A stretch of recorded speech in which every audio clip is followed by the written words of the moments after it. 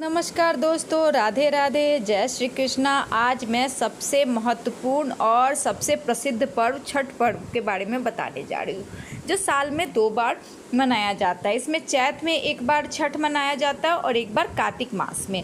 तो छठ का काफ़ी महत्व है और काफ़ी श्रद्धा के साथ और साथ ही साथ साफ सफाई के साथ इस पर्व को मनाया जाता है। इस छठ को मनाने का काफ़ी महत्व है। इससे परिवार में सुख समृद्धि आती है, मनोवांछित फल की प्राप्ति होती है और काफ़ी जो पुण्य है वो प्राप्त होता है। तो इस बार जो खरना पूजन है वो 26 अक्टूबर यानी कि रविवार को मनाया जाएगा।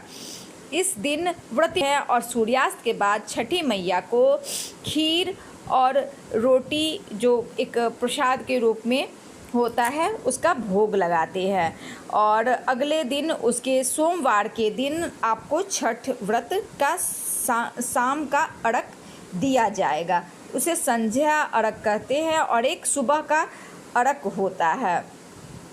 तो इस दिन का विशेष महत्व है। जैसे इस छठ पर्व में उगते सूरज को और डूबते सूरज के स्वरूप की पूजा की जाती है। इससे त्वचा संबंधी रोगों को ठीक ठाक करने के लिए किया जाता है। साथ ही घर परिवार, बच्चे की सलामती के लिए किया जाता है। और काफ़ी इसमें छठ पर्व का एक विशेष महत्व है और इसकी काफ़ी महत्वपूर्ण कथाएं भी हैं। तो आइए जानते हैं इसकी कथा के बारे में। लेकिन जो लोग चैनल पे नए हैं, प्लीज़ चैनल को लाइक सब्सक्राइब ज़रूर कीजिएगा। और हमारे जो नए जनरेशन के लोग हैं, उन्हें पूजा पाठ का महत्व और कब व्रत कैसे पड़ता है, उसकी कथा, जो विधि विधान है, उसके बारे में पता चल सके। तो आइए जानते हैं इसके बारे में। छठ पूजा की कथा के अनुसार राजा प्रियव्रत की कोई संतान नहीं थी। उन्होंने महर्षि कश्यप के यज्ञ के बाद उन्हें खीर दी। उनके मृत पुत्र के जन्म के बाद भगवान की पुत्री षष्ठी देवी ने उन्हें अपनी पूजा करने का विधान बताया, जिसके बाद राजा ने व्रत किया और उन्हें पुत्र की प्राप्ति हुई। एक और कथा के अनुसार द्रौपदी ने पांडवों के राज्यपाठ वापस पाने के लिए यह व्रत रखा था, जो उनकी मनोकामना की पूर्ति हुई। छठ पर्व की महिमा काफ़ी बड़ी है। यह सूर्य देवता की पूजा है, जो स्वास्थ्य मनोकामना पूर्ति के लिए प्रदान करती है। छठ व्रत की जो कथा है उसके बारे में विस्तार पूर्वक से जानते हैं। तो संतान ही राजा प्रियव्रत ने महर्षि कश्यप से यज्ञ कराया। यज्ञ के बाद राजा की पत्नी मालिनी को खीर दी गई, जिससे उन्हें पुत्र की प्राप्ति तो हुई, लेकिन वह पुत्र जो था वो मृत पैदा हुआ। दुखी राजा ने आत्महत्या करने की कोशिश की। तभी भगवान की मानस पुत्री देवसेना जो हैं, जो षष्ठी देवी उन्हें बोला जाता है, वो प्रकट हुई।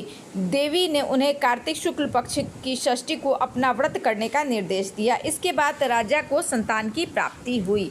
इसके अलावा भी एक कथा है। तो वो महाभारत काल में जब पांडव अपना सब कुछ हार गए थे, तो द्रौपदी जी ने छठ व्रत रखा था। उनकी मनोकामना पूरी हुई और पांडवों को उनका राज्य वापस मिल गया। और इसके अलावा भी सूर्यपुत्र कर्ण की कथा है, जिसके अनुसार सूर्यपुत्र कर्ण की सबसे पहले छठ पूजा के रूप में सूर्यदेव की पूजा शुरू करने वाले वो प्रथम व्यक्ति थे। वो प्रतिदिन कमर तक पानी में खड़े होकर सूर्य को अर्घ देते थे।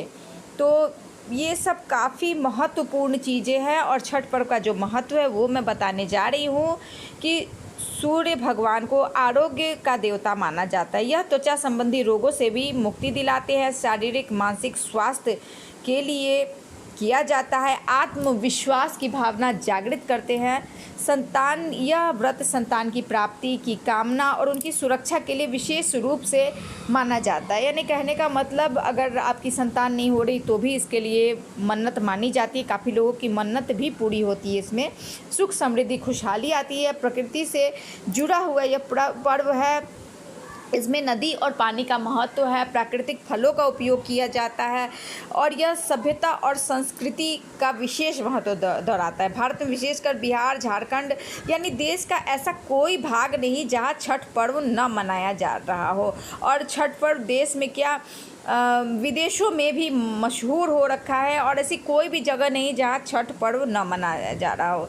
जैसे छठ व्रती जैसे पानी में खड़े होते हैं ना, तो इसमें इतना महत्व है कि वो जो कपड़े या वस्त्र पहनते हैं, तो जिसको चर्म रोग है तो वो लोग लेके वो वस्त्र गीले कपड़े को लेके अपने त्वचा में उसे सटाते हैं, यानी कि उसे प्रसाद के रूप में अपने स्किन को टच कराते हैं या त्वचा में लगाते से कि चर्म रोग दूर हो, और उनका आशीर्वाद लेते हैं।